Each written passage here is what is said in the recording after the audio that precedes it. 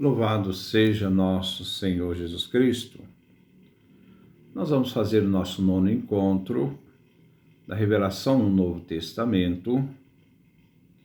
Estamos dando continuidade a essa reflexão através de leitura e comentário sobre aquilo que nos vem proposto, a revelação no Novo Testamento. Vamos continuar dizendo e afirmando. O problema hoje, muito discutido na teologia, esse saber se a ressurreição foi ou não um fato histórico, depende em sua solução do que se entenda por realidade histórica. Então nós temos que ter essa perspectiva, é um fato, a ressurreição é um fato, tanto é que a centralidade da fé cristã, sem ressurreição não há cristianismo. Basta ver a primeira carta aos Coríntios, capítulo 15, essa leitura é fundamental para nós, onde se afirma, e os apóstolos são testemunhas dessa verdade da ressurreição, e esta centralidade que é a base fundante de toda a pregação apostólica. Se por fato histórico entendermos aquele fato que pode ser esclarecido em seus aspectos naturais, se considerarmos seu evoluir realmente ocorrido, se nos apegarmos às suas analogias dentro da história, então a ressurreição de Jesus não é um fato histórico. Porque não é a compreensão que nós temos de história hoje que dá fundamento àquilo que a gente acredita. O anúncio da ressurreição de Cristo é o anúncio de uma realidade testemunhada pelos discípulos, onde eles são a garantia de que Jesus ressuscitou. E eles são testemunhos oculares dessa ressurreição. Então passa pelo crivo da fé daqueles que realmente testemunham, do qual nós damos adesão de fé sobre aquilo que eles testemunharam, pois não satisfaz as condições acima enumeradas. Como realidade histórica, a ressurreição de Cristo é algo inteiramente novo. Aqui nós devemos começar a entender. Distinto de toda pré-condição empírica histórica. A ciência histórica moderna não serve para explicar o testemunho dos apóstolos sobre a ressurreição de Cristo. É a inauguração de uma nova era definitiva que não consiste em um morto retornar à vida, mas sim em a morte ser definitivamente vencida. A ressurreição nos diz, Kenneth, só tem um perfeito paralelo, a criação do mundo. Segue-se que a ressurreição como fato histórico, como realidade histórica, supera as qualidades das referidas realidades da história, porque está para além da compreensão histórica. Como fato destituído de causalidade e sem analogia com outros, realiza-se ela dentro do mundo, no tempo histórico, como algo que não é deste mundo, mas se verifica neste mundo. A ressurreição é, antes de tudo, dom de Deus. Quando a gente vê o ofté, a palavra, os discípulos viram Jesus, nós devemos ler isso aí com sentido. Jesus se deixou ver. É um ato de Deus, é um ato divino que toma a iniciativa. Não é um ato humano, onde a capacidade do ser humano é capaz de ver, né? Não, é um dom. Então, a certeza de que ele se deixou ver, se deixou manifestar, e os apóstolos são testemunhas dessa realidade. Admitindo-se o conceito realidade histórica nesses termos, e a história é um fato sempre novo, inesperado, é o campo de ação da liberdade, campo, portanto, em que se pode manifestar a liberdade e a soberania do agir de Deus, porque tudo é graça, tudo é iniciativa de Deus. Então a ressurreição de Jesus é um fato histórico. Agora vem, não naquele sentido que nós falamos, mas agora nesse sentido. A ressurreição de Jesus é um fato histórico em sentido eminente. A ressurreição prova que Jesus, o Cristo e o Senhor, é a plenitude da revelação. É a revelação enquanto plenitude, ápice. É a plenitude no sentido de hoje, da presença pessoal de Deus, no sentido de todas as possibilidades e estruturas da revelação. Como a criação é um ato divino, também a ressurreição é um ato divino.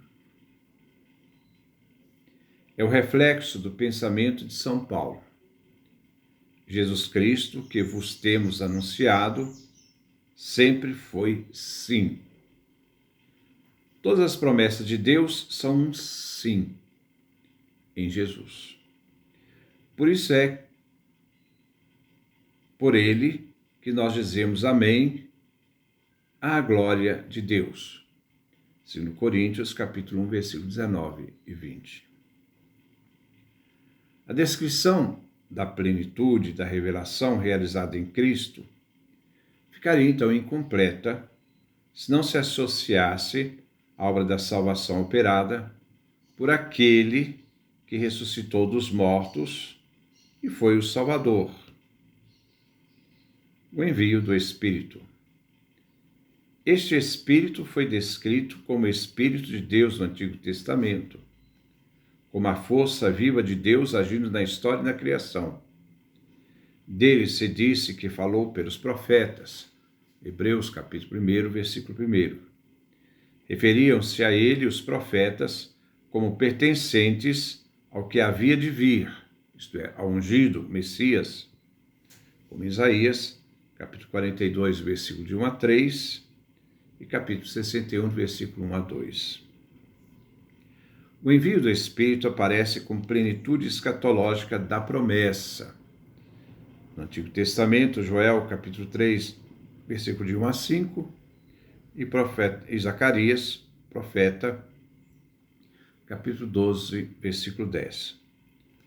O Espírito Santo atua na origem terrena, Lucas, capítulo 1, versículo 35, na vida, na palavra e nas ações de Jesus, como encontramos em Lucas, capítulo 11, versículo 20, ou Mateus, capítulo 12, versículo 28. A presença deste Espírito, o Espírito do Senhor, foi de modo especial anunciado por Jesus quando ele fala no Evangelho de São Lucas, capítulo 4, versículo 18, na sinagoga de Nazaré, e revelada na proclamação do Messias presente em sua pessoa, Mateus capítulo 3, versículo 16, Marcos capítulo 1, versículo 8. Segundo o Evangelho de São João, este Espírito é prometido por Jesus como um outro Paráclito. Então existe o Paráclito, existe um outro Paráclito. Primeira carta de São João, nós temos o Paráclito é Jesus. No Evangelho de São João, o outro Paráclito é o Espírito Santo. Como advogado, como defensor, como intercessor, como seu Espírito. Essa promessa, ela vem expressa, confirmada, quando o Paráclito vier, ao ser Jesus glorificado. João capítulo 7, versículo 39. No momento em que ele vai para o Pai. João capítulo 16, versículo 9. Do Paráclito se diz ser ele o Espírito de verdade, que permanecerá sempre com os seus. João capítulo 14, versículo 16 e 17. Sua ação é assim descrita: ele ensinar-vos-á todas as coisas e vos recordará tudo o que vos tenho dito. João capítulo 14, versículo 26. Ele vos dará testemunho de mim. João capítulo 15, versículo 26.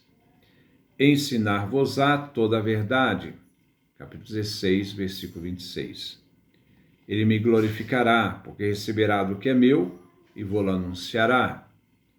João capítulo 16, versículo 14. Ele convencerá o mundo a respeito do pecado, da justiça e do juízo. João capítulo 16, versículo 8.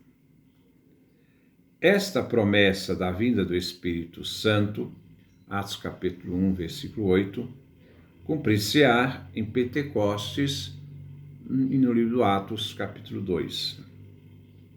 Fato que é o coroamento da revelação planificada em Cristo.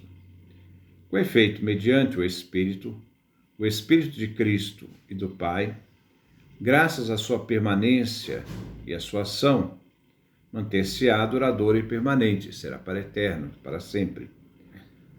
A possibilidade de a salvação de Cristo penetrar o mundo e a história, indo a todos os homens, estando-lhes sempre presente e acessível, de modo a poder então possuí-la. São Paulo, na primeira carta aos Coríntios, capítulo 15, diz: mas verdadeiramente Jesus ressuscitou e nós somos suas testemunhas. Paulo descreve como Espírito, o Espírito Senhor, o Espírito de Cristo, o Espírito Santo. Representa a essência mais íntima da vida cristã, da fé, da esperança, do amor, delineada por ele como ser em Cristo, estar em Cristo, como viver no Espírito. O Espírito Santo fundamenta-se e torna-se conhecido o mistério de Cristo. 1 Coríntios capítulo 12, versículo 3. Ele é o novo ser do cristão. O Espírito é o novo ser do cristão. Dos filhos de Deus. Gálatas capítulo 4, versículo 5.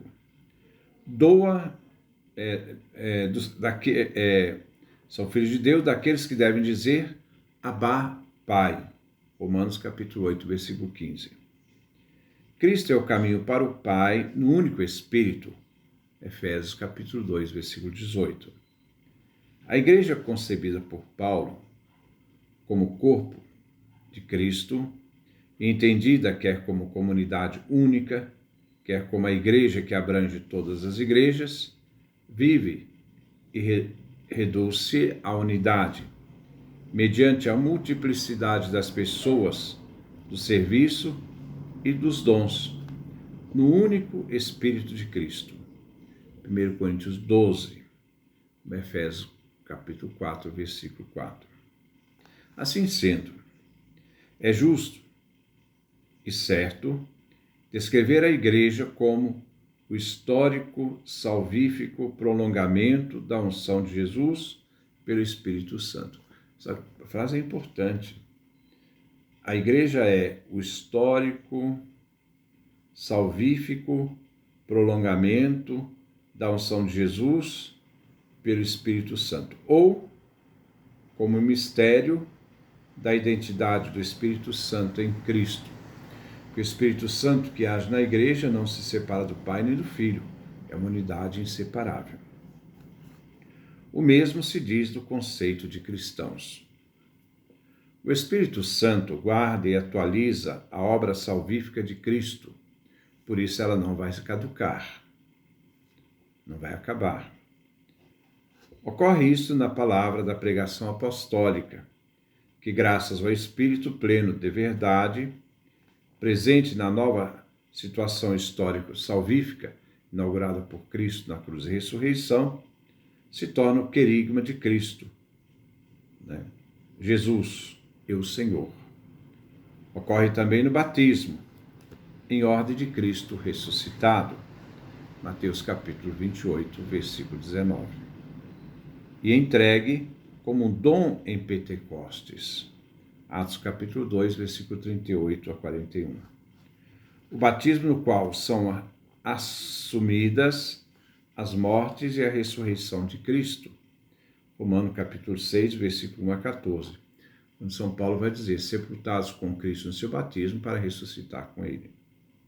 Ocorre ainda no perdão dos pecados, que Cristo ressuscitado nos concede sempre no Espírito Santo, que ele nos comunica. João capítulo 20, versículo 22 a 23.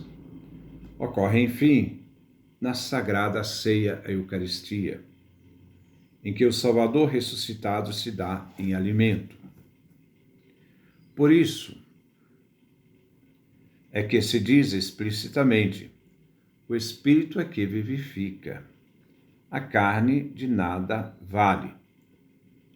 Evangelho de São João, capítulo 6, versículo 62. Então, depois nós vamos dar continuidade à escolha dos 12 da ação apostólica, né, na Igreja. Então, que Deus nos dê a sua graça, a sua bênção, a sua face resplandeça sobre nós.